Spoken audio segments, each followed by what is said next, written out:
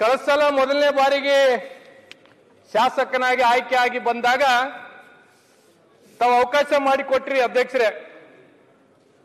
ನಾನು ಅನೇಕ ವಿಷಯಗಳನ್ನ ಉತ್ತರ ಕರ್ನಾಟಕದ ಬಗ್ಗೆ ಚರ್ಚೆ ಮಾಡಿದೆ. ಚರ್ಚೆ ಮಾಡಿದ ಮೇಲೆ ಟಿವಿ ಮಾಧ್ಯಮದವರು ಸೋಷಿಯಲ್ ಮೀಡಿಯಾದಾಗ ನನ್ನ ಕಾನ್ಸ್ಟಿಟ್ಯೂನ್ಸಿದಾಗ ಶರಣಗೌಡ ಭಾರಿ ಮಾತಾಡಿದಂತ ತಿಳ್ಕೊಂಡು ಒಂದು ದಿನ ಅಡ್ವರ್ಟೈಸ್ ತಗೊಂಡೆ ಅಧ್ಯಕ್ಷರೇ. ಆದ್ರೆ ಇವತ್ತಿಗೂ ಅದಕ್ಕೆ ಯಾವುದೂ ಪರಿಹಾರ ಸಿಕ್ಕಿಲ್ಲ ಅಧ್ಯಕ್ಷರೇ. ಹಾಗಾಗಿ ನಿಮ್ಗ ಧನ್ಯವಾದಗಳನ್ನ ಹೇಳಲ್ಲ ಅಧ್ಯಕ್ಷರೇ. ಅಧ್ಯಕ್ಷರೇ, ನಮ್ಮ ಪರಿಸ್ಥಿತಿ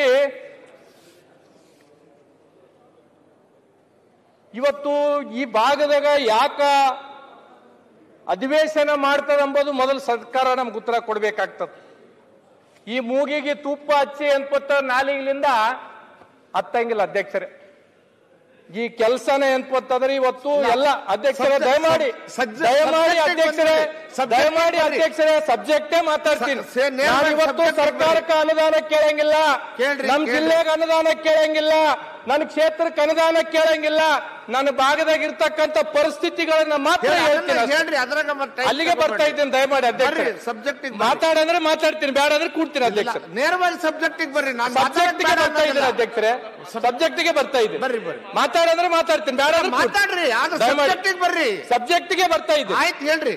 ಹಾಗಾಗಿ ಇವತ್ತು ನಮ್ಮ ಭಾಗದಲ್ಲಿ ಉತ್ತರ ಕರ್ನಾಟಕದ ಚರ್ಚೆ ಅಂತ ತಿಳ್ಕೊಂಡು ಹೇಳಿ ನಾವೆಲ್ಲ ಕ್ಷೇತ್ರದ ಜನ ಸಾವಿರಾರು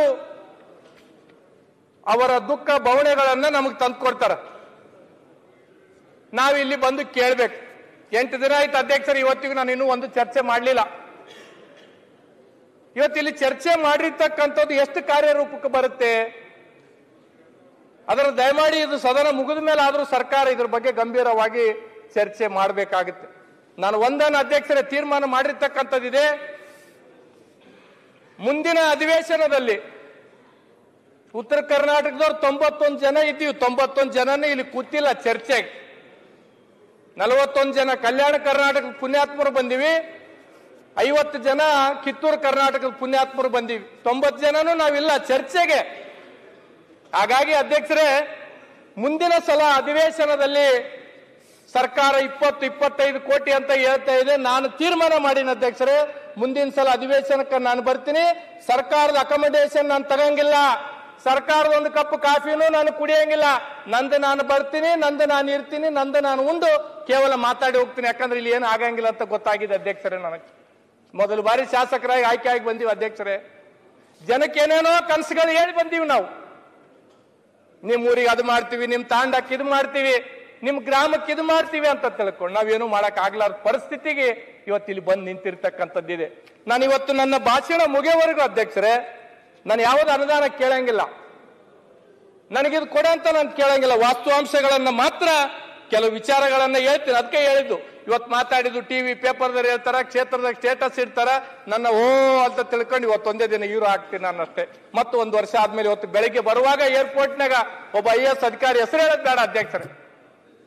ಬೆಂಗಳೂರಿನಿಂದ ಬೆಳಗಾವಕ್ಕೂ ಬರುವಾಗ ಒಬ್ಬ IAS ಅಧಿಕಾರಿ ಅಭಿ 1 ಸಾಲ್ ತಕ ಹಮ್ ಇದರ ಆತೆ ನ ಅಭಿ 5 ದಿನ ರೈತೆ ಅಂತ ತಿಳ್ಕೊಂಡು ಹೇಳಿದ್ರು ಅಧ್ಯಕ್ಷರು. ಇದು ನಮ್ಮ ಪರಿಸ್ಥಿತಿ ಅಧ್ಯಕ್ಷರು, ಇದು ನಮ್ಮ ಪರಿಸ್ಥಿತಿ. ಬೆಳಿಗ್ಗೆ ನಾನು ಎನ್ಪತ್ತಂದ್ರೆ ಆ ಫ್ಲೈಟ್ನಾಗ ಬರುವಾಗ ಎನ್ಪತ್ತಂದ್ರೆ ಕಣ್ಣೀರು ಇಡೋದು ಒಂದೇ ಇತ್ತು. ನನ್ನ ಪಕ್ಕದಾಗ ಅನೇಕ ಸಚಿವರು ಶಾಸಕರು ಕೂತಿದ್ರು. ಅವ IAS ಅಧಿಕಾರಿ ಹೇಳ್ತಾರ ಅಗಲೇ ಸಾಲ ಆತೆ ಅಭಿ ಕ್ಯಾ ಸಾಲ್ ನೈ ಆತೆ ಇದಾರ ಅಂದ್ರೆ ಏನ್ ಅರ್ಥ ಇದು?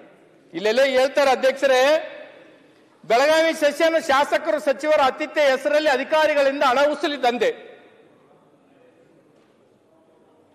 ನಾನು ಹೇಳ್ತೀನಿ ಅಷ್ಟೇ ಅಧ್ಯಕ್ಷರು, ಬೇರೆ ಏನು ಮಾತಾಡಂಗಿಲ್ಲ. ಬಹಳ ಜನ ಶಾಸಕರು ಸಚಿವರು ಶಾಸಕರೆಲ್ಲ ಹೇಳ್ತಿದ್ರು ನಮಗೆ ಉದ್ಯೋಗ ಬೇಕು. ನನಗಿಲ್ಲೊಬ್ರು ಮಂಗಳೂರಿನ ಒಬ್ಬ ಶಾಸಕರು ಸ್ನೇಹಿತ ಮಿತ್ರರು ಹೇಳಿದ್ರು, ಶರಣಗೌಡ ನಿಂಬಲ್ಲಿಂದ ಎಷ್ಟೋ ಜನ ಶಾಸಕರು ಸಚಿವರು ಮಂತ್ರಿಗಳಾಗಿ ನಿಮ್ಮ ಕ್ಷೇತ್ರದಿಂದ ಡೆಲ್ಲಿ ತನ ಹೋದವ್ರು ಎಂತ್ಪತ್ತಾರೆ, ಬೇರೆ ಬೇರೆ ರಾಜ್ಯದಾಗ ಬೇರೆ ಬೇರೆ ದೇಶದಾಗ ಫ್ಯಾಕ್ಟರಿಗಳು ಮಾಡ್ಯಾರ.